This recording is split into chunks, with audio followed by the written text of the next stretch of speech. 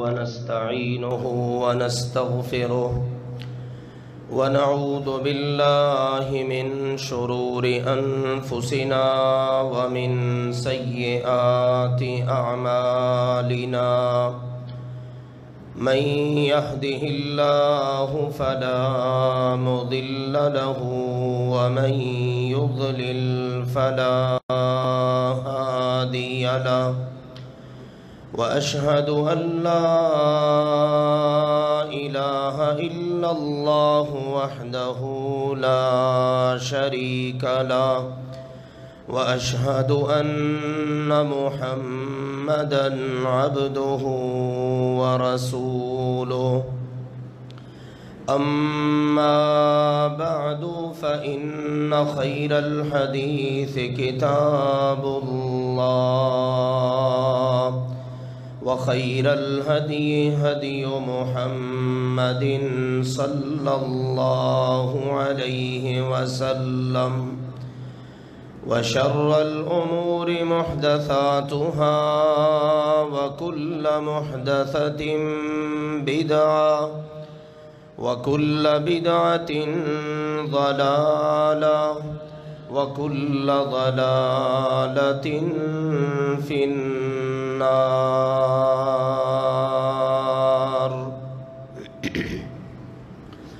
يا أيها الذين آمنوا اتقوا الله حق تقاته ولا تموتن إلا وأنتم مسلمون يا أيها الناس اتقوا ربكم الذي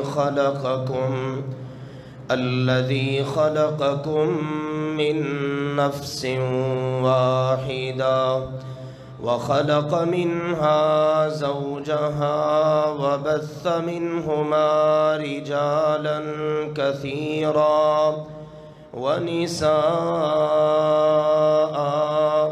واتقوا الله الذي تساءلون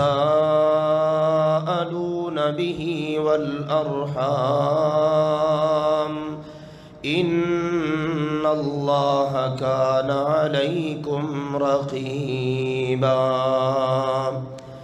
يا أيها الذين آمنوا اتقوا الله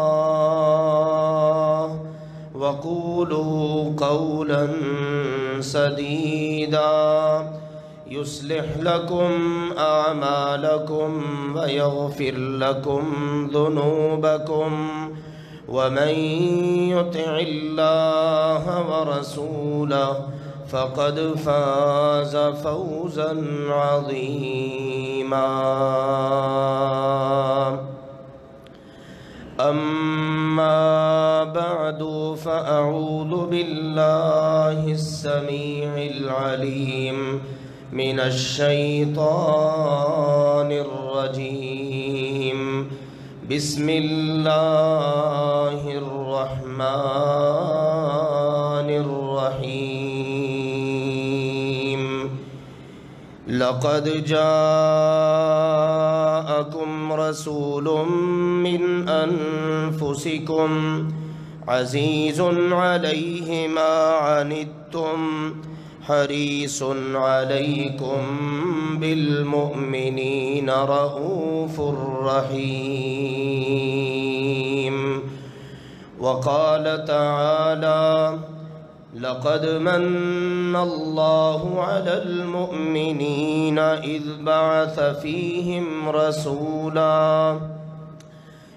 بعث فيهم رسولا من أنفسهم يتلو عليهم آياته ويزكيهم ويعلمهم الكتاب والحكمة وإن كانوا من قبل لفي ضلال مبين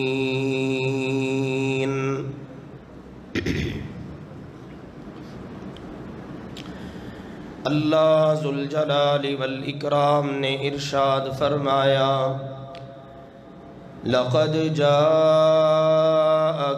رسول من انفسکم، البتہ تحقیق تمہارے پاس ایک عظیم المرتبت رسول آ چکے ہیں جو تمہاری اپنی جانوں میں سے ہیں، عزیز علیہ ما عنتم، جو تم پر مشکل پڑتی ہے وہ ان پر بہت گراں گزرتی ہے، حریص علیکم، تم پر بہت زیادہ حرص رکھتے ہیں، بالمؤمنین رؤوف الرحیم، مؤمنوں کے ساتھ بڑے ہی مشفق اور مہربان ہیں۔ دوسرے مقام پر اللہ تعالیٰ کا فرمان ہے لقد من اللہ علی المؤمنین، البتہ تحقیق اللہ تعالیٰ نے ایمان والوں پر احسان فرمایا، اذ بعث فیہم رسولا من انفسہم، کہ جب ان میں ان کی ہی جانوں میں سے ایک عظیم المرتبت رسول کو مبعوث فرمایا، یتلو علیہم آیاتی، جو ان کے سامنے اللہ کی آیات پڑھتے، وَيُزَكِّيهِمْ، اور ان کا تزکیہ کرتے، وَيُعَلِّمُهُمُ الْكِتَابَ وَالْحِكْمَةَ، اور انہیں کتاب و حکمت کی تعلیم دیتے ہیں، وَإِن كَانُوا مِن قَبْلُ لَفِي ضَلَالٍ مُبِينٍ، اور یقیناً اس سے پہلے یہ لوگ کھلم کھلی گمراہی میں تھے۔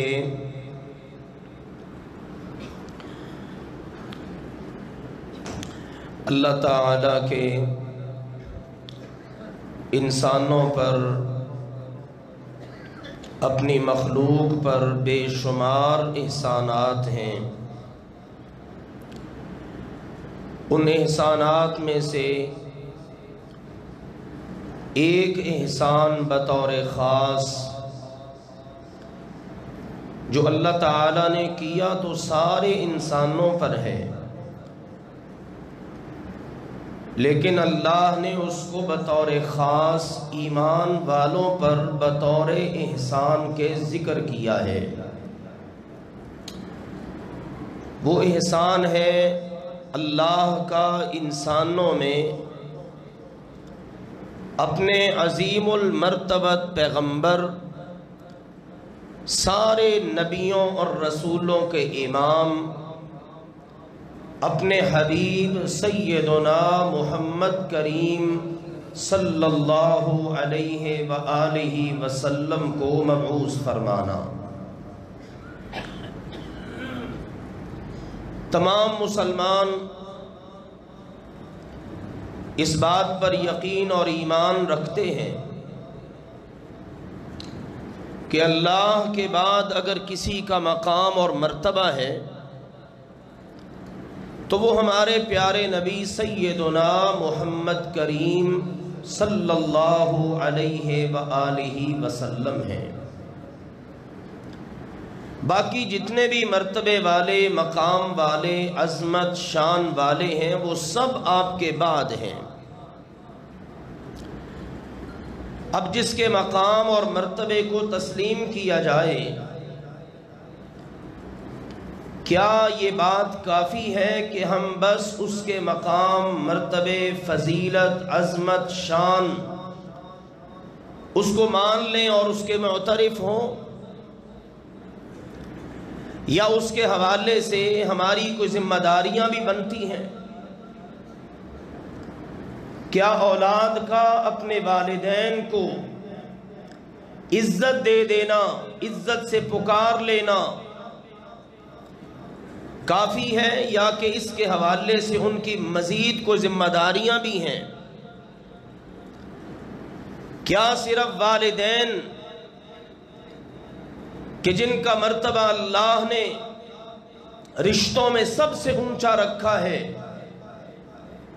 ان کی زبان سے عزت کر لینا، سال کے بعد ان کا برتھ ڈے منا لینا اور والدین کے برتھ ڈے کے موقع پر کیک کاٹ لینا، کیا سال بھر کی ذمہ داریوں سے اولاد کو عہدہ برآ کر دیتا ہے؟ یقیناً ہر عقل مند اس کا جواب یہ ہوگا کہ نہیں۔ اگر واقعی وہ والدین کا احترام کرنے والا ہے، اولاد واقعتاً اپنے والدین کو عزت دینا چاہتی ہے، تو والدین کے منہ سے ابھی بات بھی نہیں نکلتی اور وہ اس کو پورا کر دیتے ہیں۔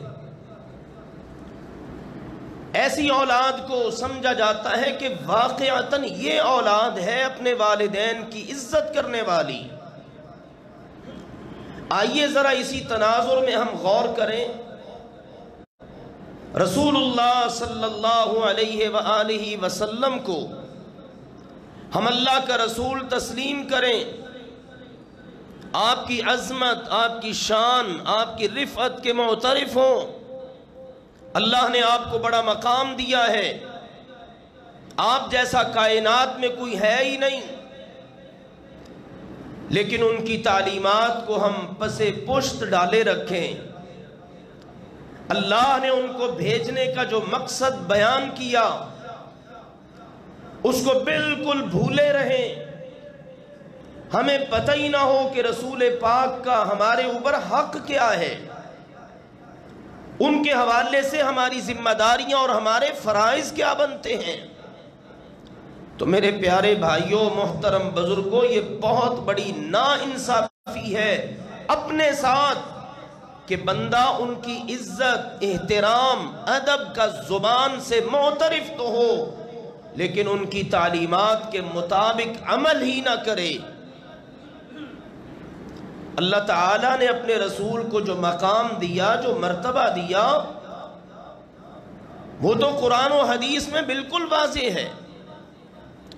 جو اس کو نہیں مانتا وہ تو مسلمان اور مومن کہلانے کے قابل ہی نہیں۔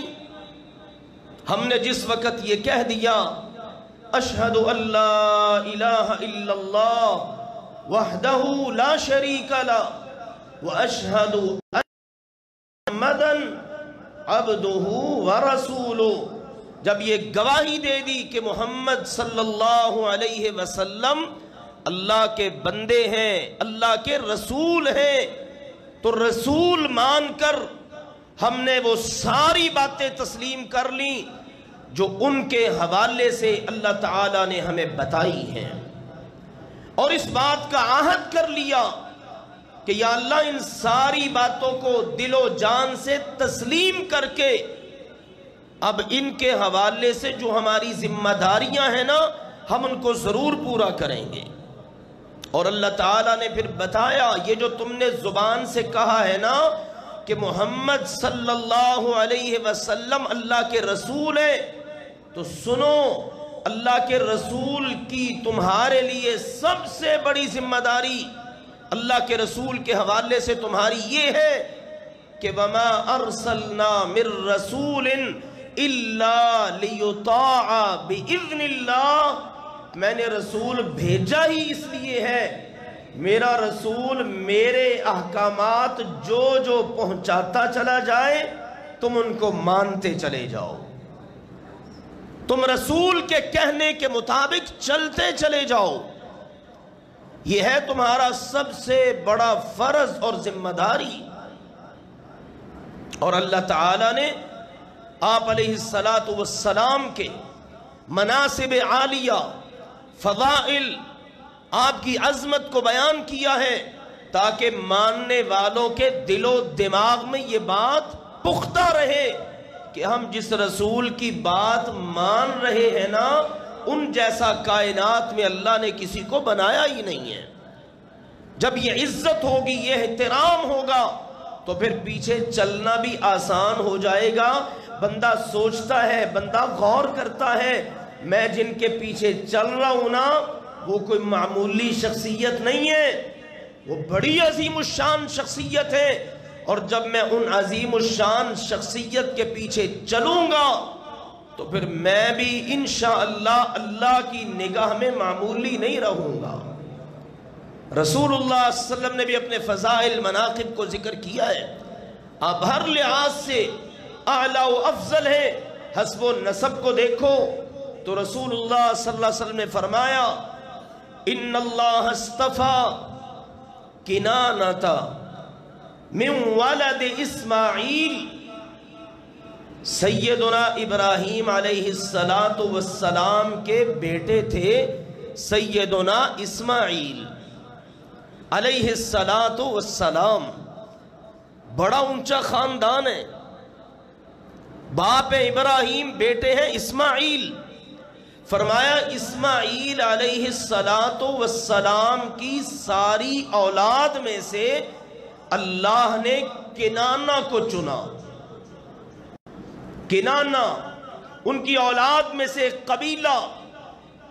پھر فرمایا وَاسْتَفَا قُرَيْشًا مِنْ كِنَانَةَ، پھر یہ بہت بڑا قبیلہ تھا، اس کی آگے شاخیں تھیں، ان شاخوں میں سے اللہ نے قریش کو چنا۔ پھر فرمایا وَاسْتَفَا مِنْ قُرَيْشٍ بنی ہاشم، قریش بھی بڑے پھیل گئے، اللہ نے قریش میں سے بنو ہاشم کو چنا۔ وَاسْتَفَانِي مِن بَنِي ہاشم، اور بنو ہاشم میں سے اللہ نے میرا انتخاب کیا ہے۔ کتنا اعلیٰ نسب ہے، بنو ہاشم، قریش، کنانہ، سیدنا اسماعیل اور سیدنا ابراہیم علیہ السلام۔ صحیح مسلم میں آپ علیہ السلام کی اپنی زبان مبارک سے جاری کردہ یہ فرمان مبارک موجود ہے۔ بادشاہ روم تھا ہرقل، اس کے بعد سیدنا ابو سفیان گئے۔ کون سیدنا؟ کون جی؟ ابو سفیان رضی اللہ تعالی عنہ، سارے کہیے رضی اللہ تعالی عنہ۔ صحابی بن گئے نا، جب گئے اس وقت ابھی صحابی نہیں تھے، اسلام قبول نہیں کیا تھا، ہرقل کا دربار لگا ہوا ہے، اس نے سیدنا ابو سفیان رضی اللہ تعالی عنہ سے کچھ سوالات کیے،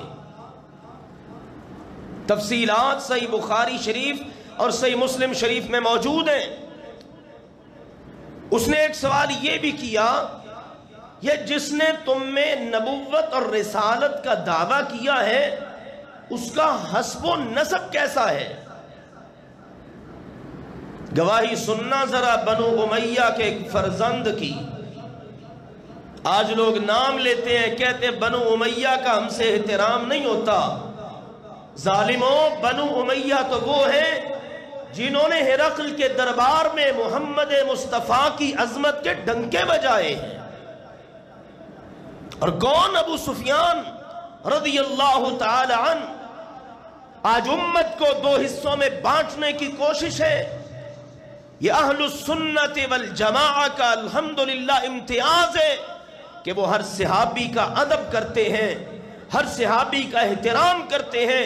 سیدنا معاویہ رضی اللہ تعالی عنہ 65 لاکھ مربع میل سے زائد کا وہ عظیم المرتبت حکمران ہے اور اسلام کا چمکتا ہوا روشن ستارہ ہے۔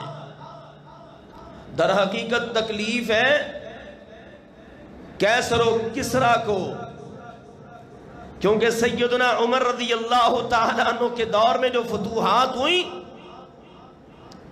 ایران کی قوت پارا پارا ہوئی، وہ غلام بنے، اور پھر اس کے بعد رہی صحیح کسر سیدنا معاویہ رضی اللہ تعالی عنہ نے نکال دی۔ تاریخ پر ذرا غور کرو، سب سے زیادہ معاویہ سے اور عمر، ان دو ہستیوں سے تکلیف زیادہ کیوں ہے؟ سب سے زیادہ تکلیف ان دو سے اس لیے ہے کہ انہوں نے اسلامی فتوحات کے دائرے کو اتنا وسیع کر دیا کہ یورپ تک پہنچا دیا۔ تکلیف ان سے اس لیے زیادہ ہے۔ تو کون ہے؟ سیدنا ابو سفیان رضی اللہ تعالی عنہ، دربار ہرقل کا، بادشاہ روم کا۔ وہ کہتا ہے یہ جس نے تم میں نبوت کا دعویٰ کیا ہے اس کا نسب کیسا ہے؟ ابھی اللہ کے نبی صلی اللہ علیہ وسلم مکہ میں ہیں، ابھی صحابہ اکرام تکالیف سے گزر رہے ہیں، اللہ کے رسول خود تکالیف میں ہیں، ہجرتیں ہو رہی ہیں، کبھی حبشہ کی طرف، پھر آخر ہوئی مدینہ کی طرف، اور ہرقل کے دربار میں یہ بات ہو رہی ہے۔ سیدنا ابو سفیان رضی اللہ تعالی عنہ نے فرمایا ہوا فینا ذو نسب، اے بادشاہ روم، تو نے مجھ سے یہ سوال کیا ہے کہ محمد صلی اللہ علیہ وسلم کا نسب کیسا ہے، تو وہ ہم میں سب سے عالی نسب ہے، اس جیسا حسب و نسب مکے میں کسی اور کا ہے ہی نہیں، سارے عرب میں سب سے زیادہ حسب و نسب والا بہترین وہ وہی ہے جس نے ہم میں نبوت اور رسالت کیا ہے۔ اس نے کہا کذالک تبعث الرسل فی حسب قومها، جو اللہ کے رسول ہوا کرتے ہیں نا وہ اسی طرح کے اپنی ساری قوم میں سب سے اونچے اور اعلیٰ پاکیزہ حسب و نسب والے ہوا کرتے ہیں۔ تو حسب کا ایسا شاندار اور ایسا عظیم الشان، آپ علیہ السلام کی یہ عظمت، آپ کا یہ مقام آپ علیہ السلام نے خود ذکر کیا، اور آپ علیہ السلام تو وہ ہے، یہ تو حسب و نسب ہے نا، سابقہ شریعتوں میں، سابقہ کتابوں میں آپ کے خوبصورت تذکرے موجود ہیں۔ آپ حسب و نسب کے لحاظ سے بھی اور دوسرے اینگل سے مذہبی لحاظ سے بھی ہم سے پہلے کی کتابیں، مذہبی کتابیں تورات اور انجیل، ان کے اندر بھی آپ کے تذکرے موجود۔ سیدنا ابراہیم علیہ السلام، سیدنا عیسیٰ علیہ السلام، ان کی دعائیں اور بشارتیں، ان کی گواہی تو قرآن نے بھی دی ہے۔ اللہ تعالیٰ نے سورۃ الاعراف میں ذکر کیا ہے، یہودیوں اور عیسائیوں، آج تم نے کمر کس لی ہے میرے پیغمبر کی مخالفت کی، ذرا یہودیوں اپنی تورات کھولو تو صحیح، عیسائیوں اپنی انجیل تو کھولو، پڑھو پیغمبر ہمارا کون ہے۔ الذین یتبعون الرسول النبی الامی الذی یجدونہ مکتوبا عندہم فی التوراۃ والانجیل، ہمارا پیغمبر تو وہ ہے، نبی ہے، امی ہے، اللہ کا رسول ہے، ان کا کوئی بھی انسان یا کوئی مخلوق میں سے استاذ نہیں ہے، کسی کے سامنے انہوں نے شاگردی کے لیے زانوء تلمذ طے نہیں کیے۔ یہ تو وہ ہیں، اور یہ وہ ہیں جن کا تذکرہ تم اپنے پاس تورات میں بھی لکھا ہوا پاتے ہو، انجیل میں بھی لکھا ہوا پاتے ہو۔ یہ تو وہ ہیں، یہ تو وہ ہیں۔ ابراہیم علیہ السلام اللہ کا گھر بنا رہے تھے، فکر تھی گھر تو بنا دوں گا، یہاں پر امام کون ہوگا، یہاں کا خطیب کون ہوگا، یہاں کا مصلی، محراب، منبر کون سنبھالے گا؟ تو اس فکر میں دعا کی، ربنا وابعث فیہم رسولا من انفسہم یتلو علیہم آیاتی ویزکیہم ویعلمہم الکتاب والحکمہ۔ اللہ یہ تیرا گھر تیری رہنمائی میں تیرا خلیل بنا رہا ہے، اور ساتھ میں دعا کر رہا ہے، اے ہمارے رب، یہاں پر کہ جہاں ابھی کسی انسان کے رہنے کے کوئی آثار نہیں، لیکن ایک وقت آئے گا سب سے زیادہ آبادی یہی ہوگی. یا اللہ، یہاں کا امام، یہاں کے مصلی، منبر اور محراب، اس کے لیے اپنی طرف سے انہی میں سے جو ان کی زبان جانتا ہو، انہی میں پیدا ہو، انہی میں پلے بڑھے، ایسا رسول ان میں مبعوث فرما جو ان کے سامنے تیری آیات پڑھے، ان کا تزکیہ کرے، ان کی اصلاح کرے. تو رسول اللہ صلی اللہ علیہ وسلم نے وضاحت فرمائی. آپ نے فرمایا انا دعوت ابراہیم، وہ جو اللہ کا گھر بناتے ہوئے ابراہیم علیہ السلام نے دعا کی تھی نا، اللہ نے وہ دعا قبول کر کے مجھے مبعوث فرمایا ہے. مکہ مکرمہ آپ علیہ السلام کی جائے ولادت، وہ عظیم الشان شہر جہاں آپ پیدا ہوئے، اللہ نے کن کی دعا قبول کر کے آپ کو پیدا کیا؟ ابراہیم علیہ السلام کی. اس کا مطلب ہے ابراہیم علیہ السلام بھی ان کا تعارف کروا گئے. اور عیسیٰ علیہ السلام، قرآن کہتا ہے مریم یا بنی اسرائیل انی رسول اللہ الیکم مصدقا لما بین یدی من التوراۃ ومبشرا برسول یأتی من بعد اسمہ احمد. عیسیٰ علیہ السلام کہنے لگے اے بنی اسرائیل، اے ابراہیم علیہ السلام کی اولاد، آگے ان کے بیٹے اسحاق، آگے ان کے بیٹے یعقوب، ان سے چلنے والی تمہاری یہ نسل، اسحاق ایک بیٹے، اسماعیل دوسرے بیٹے، یہ اسحاق سے چلا سارا بنی اسرائیل کا سلسلہ. موسیٰ علیہ السلام بھی تمہارے پیغمبر، تورات تمہارے پاس ہے. اب میں آ گیا ہوں انجیل لے کر، تورات میں جو کچھ ہے میں اس کی تصدیق کرتا ہوں. تورات میں ایک پیغمبر کی بشارت بھی موجود ہے، میں اس کی بھی تصدیق کرتا ہوں اور اپنی طرف سے بھی تمہیں خوشخبری سناتا ہوں. مبشرن برسول یأتی من بعدی، ایک رسول کی خوشخبری سناتا ہوں بنی اسرائیل تمہیں، جو میرے بعد آئیں گے. اسمہ احمد، ان کا نام ہوگا احمد. اور رسول اللہ صلی اللہ علیہ وسلم نے کیا فرمایا؟ آپ نے فرمایا وَآخِرُ مَن بَشَّرَ بِي عیسیٰ ابن مریم، سارے رسول ہی میری بشارتیں، خوشخبریاں اپنی اپنی امتوں کو سناتے آئے.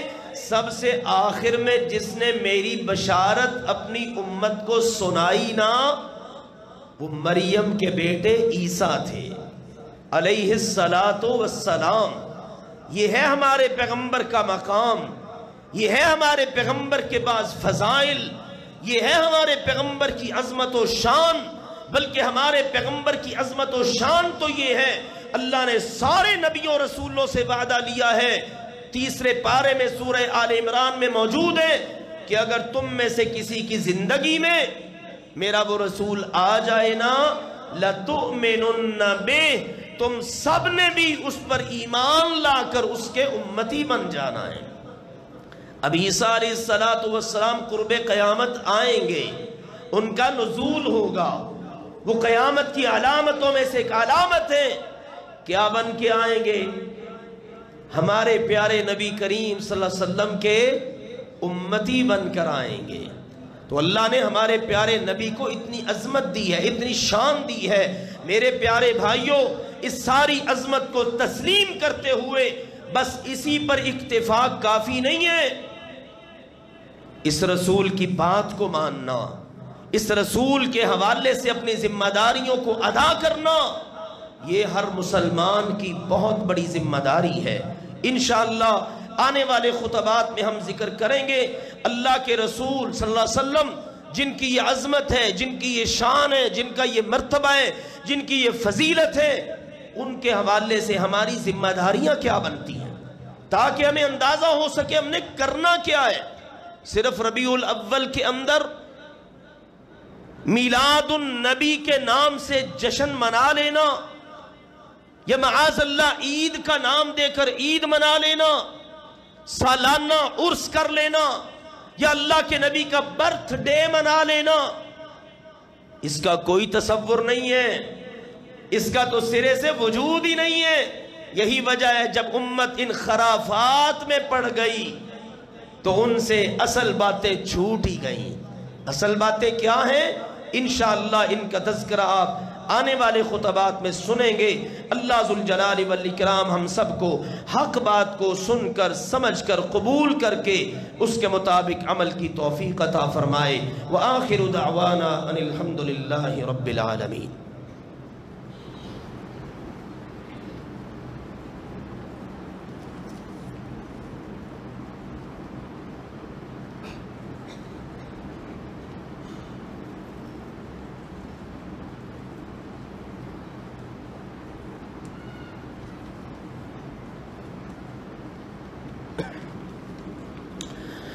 الحمد لله نحمده ونستعينه ونستغفره ونعوذ بالله من شرور أنفسنا ومن سيئات أعمالنا من يهده الله فلا مضل له ومن يضلل فلا هادي له وأشهد أن لا إله إلا الله وحده لا شريك له وأشهد أن محمدا عبده ورسوله أما بعد فإن خير الحديث كتاب الله وخير الهدي هدي محمد صلى الله عليه وسلم وشر الأمور محدثاتها وكل محدثة بدعة وكل بدعة ضلالة وكل ضلالة في النار أما بعد۔ رواں ہفتے ہمارے وطن عزیز پاکستان میں کچھ ایسے واقعات پیش آئے کہ جن کی وجہ سے صاف معلوم ہوتا ہے کہ دشمن نے ایک بار پھر ہمارے وطن عزیز پاکستان کے اندر انتشار، افتراق اور گڑبڑ کی پوری کوشش کی ہے۔ کہیں تو ہمارے وطن میں فورسز پر حملے اور اس میں پاک فوج کے جوانوں کی شہادتیں، اور کہیں سنی اور شیعہ فسادات کو ہوا دینے کے لیے صحابہ کی ناموس کا علم اٹھانے والے ایک عظیم المرتبت اور ایک علمی مذہبی شخصیت کہ جو صرف پاکستان میں ہی جانی پہچانی نہ تھی بلکہ انٹرنیشنل لیول پر ان کا مقام تھا، اور جب پاکستان میں جاہل لوگوں نے سڑکوں پر یا اپنے خطابات اور اجتماعات میں صحابہ کرام کو باقاعدہ نام لے کر بے ایمان کہا اور ان پر لعنت کی، تو انہوں نے عظمت صحابہ کے پرچم کو اٹھایا، لیکن رواں ہفتے ان کو کراچی میں شہید کر دیا گیا۔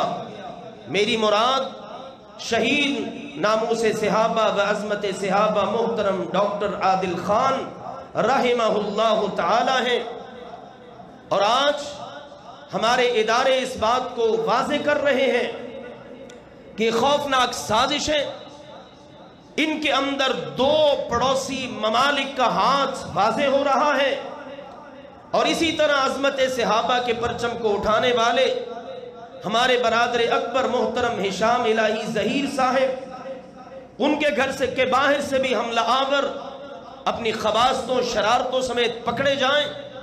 ہم یہ کہتے ہیں بات ہے اگر تو بات اللہ کے فضل و کرم سے جس نے بھی کرنی ہے وہ دلیل کے ساتھ کرے۔ سب سے پہلی بات تو یہ ہے، اس کے لیے حملوں کی، گولیوں کی، گالیوں کی ضرورت کیا ہے؟ اور دوسری بات یہ ہے، ہمارے ملک کا امن ہمیں سب سے زیادہ عزیز ہے، اس کے پیچھے اگر انڈیا کا ہاتھ ہے یا کسی اور ملک کا تو ہمارے ملک کی خارجہ پالیسی کے ذمہ داران کو آنکھیں کھولنی چاہیے اور ان ممالک کے ساتھ آنکھوں میں آنکھیں ڈال کے بات کرنی چاہیے کہ یہ ہمارے ملک میں بد امنی پھیلانے کی جسارت کیوں کرتے ہیں آخر، اور ان ہاتھوں کو بے نقاب کیا جائے اور ان بدبخت لوگوں کو قرار واقعی سزا دی جائے، تاکہ ہمارا ملک جو ہے وہ اللہ کے فضل و کرم سے ہر لحاظ سے محفوظ و معمون رہے، ہماری فورسز پر حملے ہوں، پاک فوج کے جوان شہید ہوں، یا ہمارے مذہبی رہنماؤں پر حملے ہوں، یا سیاسی قائدین پر، یہ سارے کی ساری سازش ہے اس ملک کے خلاف، اس وطن کے خلاف۔ یہ وطن، یہ ملک اللہ کے فضل و کرم سے دن رات ترقی کی طرف گامزن ہے، اور یہ اللہ کے دشمنوں کو بالکل برداشت نہیں، انڈیا کو تو خاص طور پر برداشت نہیں ہے۔ مقبوضہ کشمیر کی صورتحال دیکھ لو، وہ جو انڈیا کے پٹھو تھے وہ سارے کے سارے واپس بیک گیئر لگا چکے ہیں اور بتا رہے ہیں کہ انڈیا سے آزادی مقبوضہ کشمیر کے لیے ازحد ضروری ہے۔ وہ جو ایک عرصے تک وہاں کے مجاہدین اپنی قربانیاں، اپنا خون، اپنی شہادتیں پیش کر کے ثابت کر رہے تھے، آج وہاں کی ساری سیاسی قیادت جو عرصے سے انڈیا کے ساتھ تھی، آج ان کو بھی اس بات کی سمجھ آ چکی ہے۔ تو ہمارے ذمہ داران ادارے جو ہیں، ہم دعا کرتے ہیں اللہ تعالیٰ ان کو اپنے ملک کی حفاظت کا کما حق ادا کرنے کی توفیق عطا فرمائے، اور ہماری مذہبی قیادت کی اللہ ہر لحاظ سے حفاظت فرمائے، دشمن کے ناپاک عزائم سے اللہ ہمارے ملک کو، ہمارے ملک کے ہر باسی کو اللہ محفوظ فرما دے۔ اور ایسے حالات کے اندر تمام شیعہ سنی قیادتوں کو میں سلام پیش کرتا ہوں، سنی قیادت کو کہ جنہوں نے علماء کمیٹی باقاعدہ کراچی میں بنا کر اپنی ساری عوام کو صبر و تحمل کا درس دیا ہے کہ ایسے حالات کے اندر جذبات نہیں، شدت نہیں اور اس قسم کے معاملات نہیں، بلکہ پورے صبر، تحمل، وقار کے ساتھ اپنے ملک کے ساتھ وفا کرتے ہوئے اپنے اس آئے ہوئے کڑے وقت کو گزارنا ہے۔ اللہ ذوالجلال والاکرام ان تمام علماء کو جزا دے اور اللہ ان کی حفاظت فرمائے۔ دوسری بات میرے پیارے بھائیوں، اس ہفتے کئی ایک وفیات ایسی ہوئی ہیں، ہمارے محترم بزرگ تھے یہاں پر، اکثر نمازی ان سے اچھی طرح آگاہ تھے، محترم حاجی عبدالرزاق صاحب، آپ کو یاد ہوگا سفید داڑھی والے بزرگ جب یہاں آنا ہوتا صف اول میں نماز ادا کرتے، ہماری مرکزی جمعیت اہل حدیث کے وہ اہم ذمہ دار بھی تھے، وہ اس ہفتے رواں ہفتے وفات پا گئے۔ ان کے لخت جگر محترم شفیق بھائی، یہ ہماری مسجد کی کمیٹی کے ذمہ دار بھی ہیں، وہ یہاں پر موجود ہیں، تو ایک تو ان کے لیے انشاءاللہ، ایک اسی طرح ہمارے محترم بھائی ہیں آصف، ان کی ہمشیرہ وفات پا گئی، وہ اسی طرح ہمارے اس ادارے کے سابقہ استاذوں میں سے ایک استاذ تھے محترم قاری عبدالغفار صاحب، قاری عبدالغفار آوان صاحب، وہ بھی وفات پا گئے۔ اسی طرح یہ ہمارے پڑوس میں ہی بالکل کل ہی وفات ہوئی ہے، ہمارے بہت اچھے پڑوسی تھے عبدالرؤوف بھائی، وہ بیچارے وفات پا گئے۔ اسی طرح سے بعض دیگر فوت شدگان جو مجھے یاد ہیں یا نہیں یاد، سب کے لیے انشاءاللہ دعائے مغفرت ابھی نماز جمعہ کے بعد ہم نماز جنازہ ادا کریں گے، اس میں کریں گے۔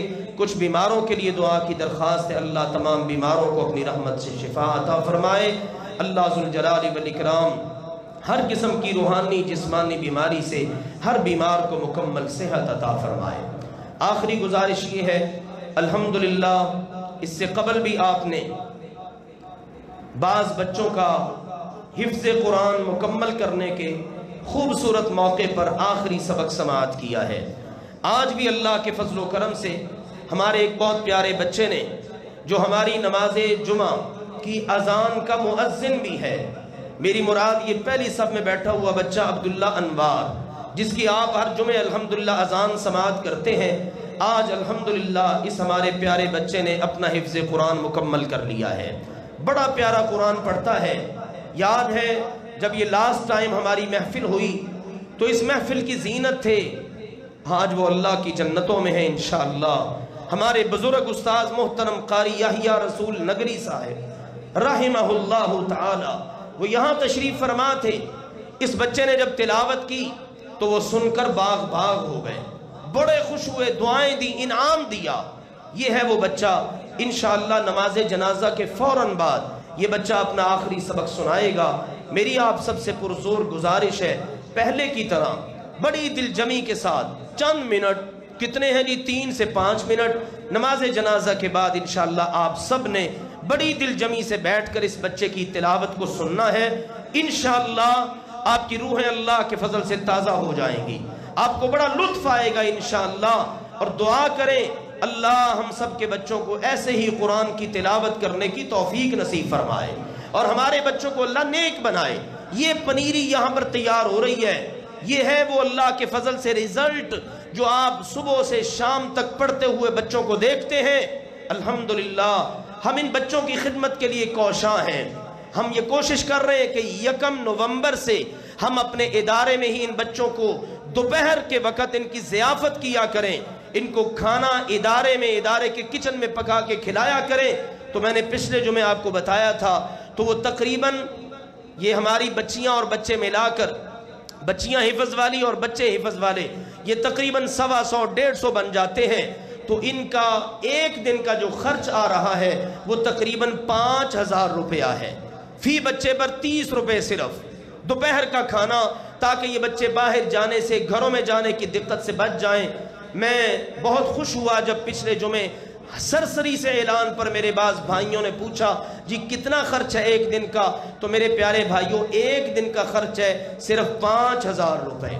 تو 20 دن تقریباً، ہفتہ اتوار کی چھٹی ہوتی ہے، ہفتے کو آدھی چھٹی، اتوار کو مکمل، تو یہ باقی 5 دن بچتے ہیں ایک ویک میں، اور 5 کو 4 سے ضرب دیں تو پورے مہینے میں صرف 20 دن۔ تو 20 ایسے خوش نصیب جو ہر مہینے اپنے ذمے لے لیں کہ لو جی فلاں دن کا کھانا میرے ذمے۔ آپ اپنی امانتیں بے شک چاول کی صورت میں، آٹے کی صورت میں، دالوں کی صورت میں، گوشت کی صورت میں، سبزیوں کی صورت میں بھی پہنچا سکتے ہیں، اس سے انشاءاللہ تعالی خرچ ہمارا مزید اللہ کے فضل و کرم سے کم ہو جائے گا۔ یہ میں نے مجموعی خرچ آپ کے سامنے ذکر کیا ہے، جس میں آپ کو پتہ ہے کچن کے مزید اخراجات، گیس کے بلز وغیرہ کے بھی معاملات ہوتے ہیں۔ اللہ آپ سب کو جزائے خیر دے، برکتیں عطا فرمائے، اس کو انشاءاللہ ملحوظ خاطر رکھیے گا۔ وآخر دعوانا ان الحمد للہ رب العالمین۔